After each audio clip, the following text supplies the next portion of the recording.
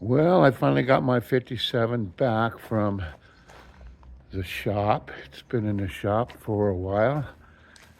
And, well, it didn't really fix what I took it in for. Let me try to show you what's going on. So this is a 57 Chevy with a 235 six-cylinder 3-speed manual transmission with overdrive. So it all starts in here with overdrive. Right there, see? The overdrive lever. When the overdrive lever is out, it's locked out. It cannot go into overdrive. So if you push this lever in right here, then you can engage your overdrive. So you push that in, you get the car rolling, and once it hits 28 to 30 miles an hour, I'm not sure exactly because it's never worked, but it's supposed to go on at 28 to 38 miles per hour. And it's supposed to engage your overdrive. So here is the electrical schematic that operates it. So this guy is the governor right here. At 28 miles per hour, this is supposed to go to ground. Once it goes to ground, it runs through the switch at the carburetor and goes to ground on the relay. Grounds the relay. Once the relay's grounded, it sends juice to the solenoid on the transmission. And that's how it's supposed to work. Well, everything seems to work. I don't know exactly if it's 28 miles per hour, 30 miles per hour, whatever. I'm not too sure about the governor. So what I did was take this wire off of the switch at the carburetor. It's pink, goes to here. I hooked up a little pigtail and ran it into the cab. And when I got up to 30 miles an hour, I grounded it inside the cab while I was driving. And you can hear the juice going. Well, I pre-tested it. Everything worked. But inside the cab, 30 miles an hour, you could hear the click of the relay and the click of the solenoid. But it still did not shift into overdrive. I've gone through all the wires, replaced a bunch of them. I had to take off all the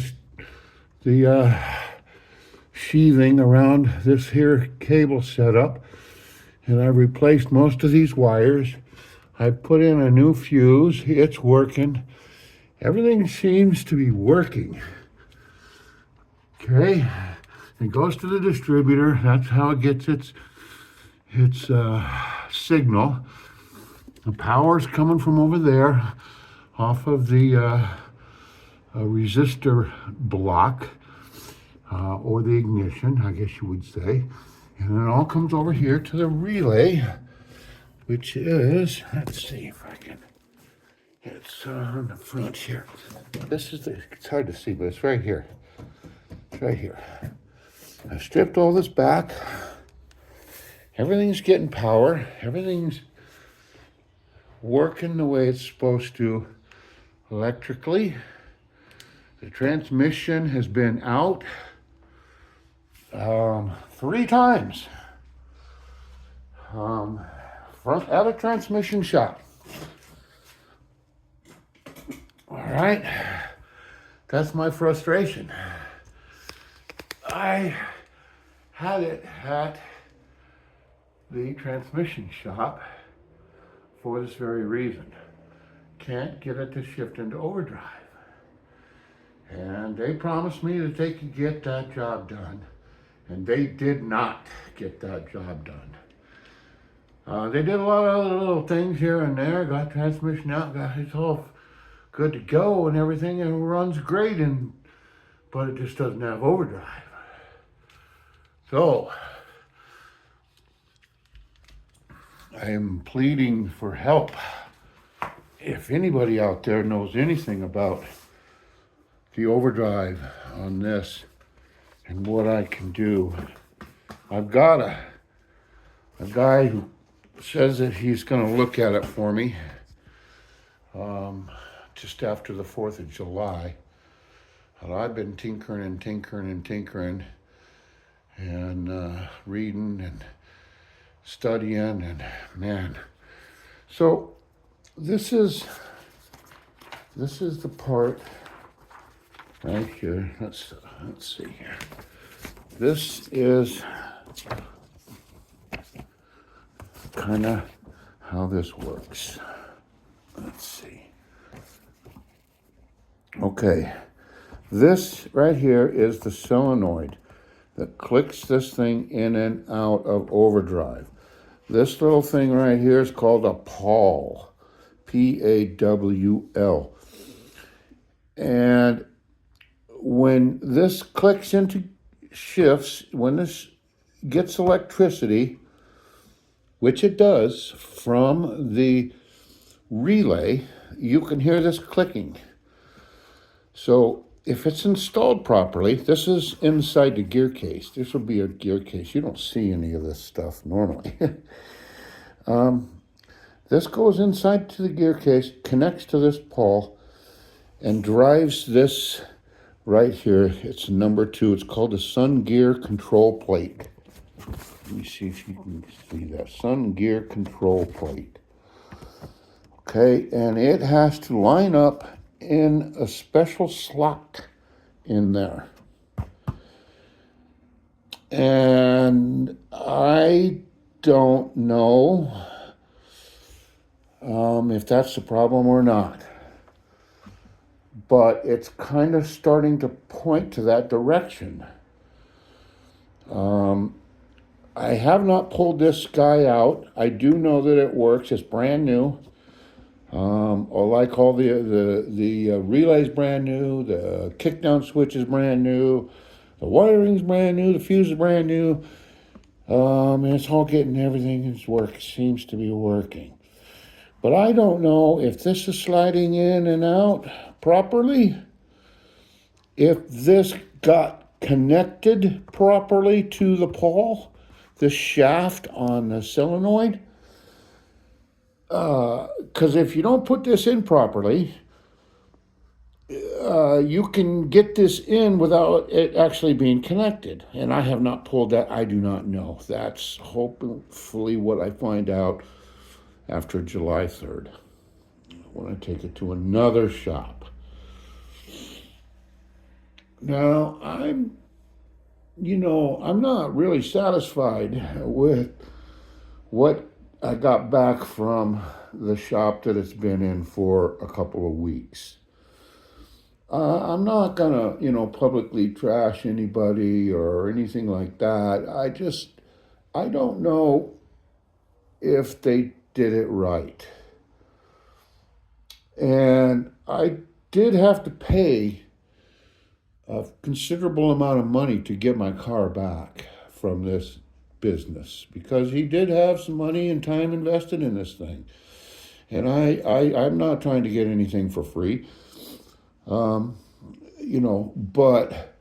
the amount of money that I paid, I took it to the guy and I told him what was working and what was not. The transmission was working fine. The overdrive did not shift. All I wanted him to do is fix my overdrive. And it's the one thing that he did not do, was fix my overdrive.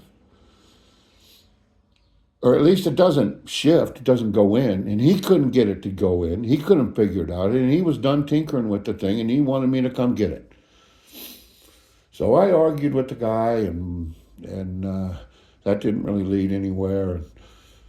got a few dollars knocked off the bill, but for by and large, I paid considerable amount of money to get not much of anything accomplished. So I'm pleading with anybody out there, if you know anything more than I know, if there's anybody out there who can help me with this, I would love to hear from you. Um, I just, this car will only do about 55 miles an hour. It's a 3-speed, and I do believe that originally they came with 411 gears. Wow, 411 gears, that's pretty tall. It doesn't go very fast on the highway. And living in Southwest Washington, you know, I-5 is the major corridor that runs north and south. And if you really want to go anywhere from where I live, you're going to have to get on I-5. 50 miles an hour on I-5 is, man, well, you get a lot of people shaking their fist at you, pointing their I love you finger at you. You know what I'm talking about. It's a really fun car to drive, and I need it to go a little faster than 50 miles an hour. You know, even 60. I would take 60 easily. It's a great driver. It's a fun car, and I've got too much time into trying to figure out this overdrive situation, and I need to get through this. Anybody out there that knows anything about overdrive on a 235 3-speed. It's a Borg Warner T10 overdrive, which is bolted basically onto a regular Chevy 3-speed transmission. They make a kit. I did find out after I invested a lot of money that Borg Warner does make a complete kit which changes out everything except for the governor. And it's kind of expensive. It's it's like almost 800. It's probably $800 by the time I get it here. And all the componentry would be completely replaced, and they say it's supposed to work when everybody else's stuff fails. And it comes right from Borg Warner. So I'm tempted to buy it, but I know that everything works in there because I tested it. And I don't really want to spend $800 if and I don't have to. Is there a way to test that Sun Gear control plate?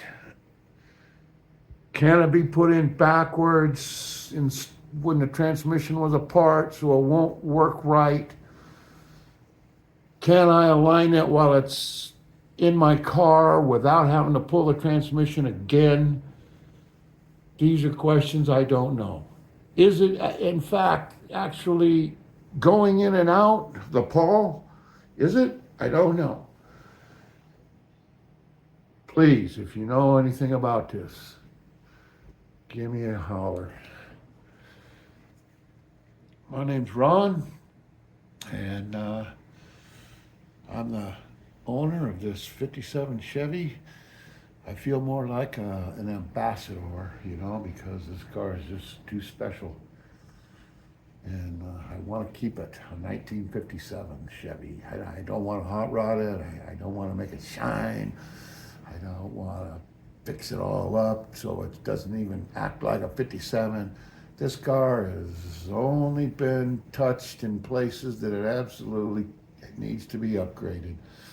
It's still got the original drum brakes all the way around, manual transmission, manual steering, and runs and drives like a 57 Chevy, and that's exactly what I want.